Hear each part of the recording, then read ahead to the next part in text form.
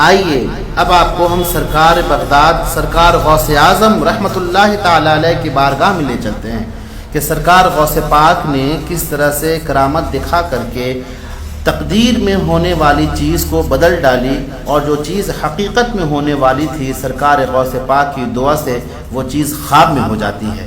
واقعہ کچھ یوں ہے کہ ابو مظفر حسن نامی ایک تاجر نے شیخ حماد رحمۃ اللہ علیہ کی بارگاہ میں حاضر ہو کر عرض کی کہ حضور، میں تجارت کے لیے قافلے کے ساتھ شام کے ملک روانہ ہو رہا ہوں، ملک شام جا رہا ہوں، اور آپ سے دعا کی درخواست ہے کہ میں کامیاب جاؤں، کامیاب آؤں، اور مجھے اس تجارتی قافلے میں بہت زیادہ نفع بھی ہو۔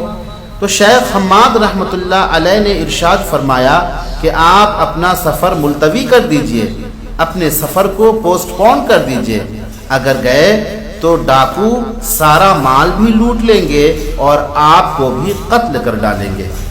تاجر سن کر بڑا گھبرا گیا اور اسی پریشانی کے عالم میں واپس آ رہا تھا کہ راستے میں سرکار غوث پاک مل گئے۔ سرکار غوث پاک نے پوچھا پریشان کیوں ہو؟ اس نے سارا واقعہ کہہ سنایا۔ سرکار غوث پاک نے ارشاد فرمایا پریشان ہونے کی بات نہیں ہے، شوق سے ملک شام کا سفر کیجئے، انشاءاللہ سب بہتر ہو جائے گا۔ چنانچہ وہ تاجر قافلے کے ساتھ روانہ ہو گیا۔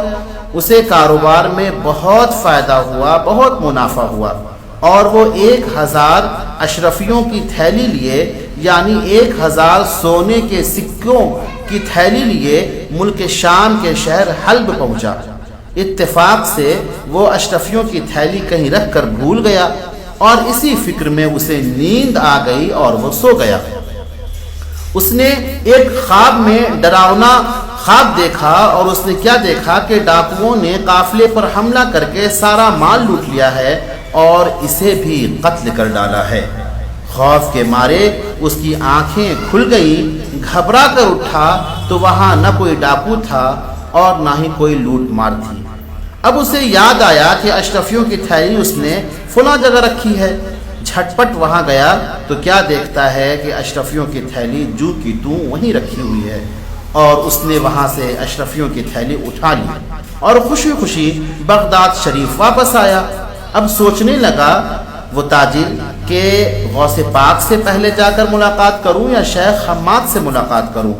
اتفاق سے راستے میں ہی شیخ حماد مل گئے، اور دیکھتے ہی انہوں نے ارشاد فرمایا کہ پہلے جا کر سرکار غوث پاک سے ملو، کیونکہ وہ محبوب ربانی ہیں اور انہوں نے تمہارے حق میں 70 بار دعا مانگی تھی، جس کی برکت سے تمہاری تقدیر اللہ تعالیٰ نے بدل ڈالی، اور جس کی میں نے خبر دی تھی اللہ تعالیٰ نے تمہارے ساتھ ہونے والے واقعے کو غوث پاک کی دعا سے بیداری سے خواب میں منتقل فرما دیا۔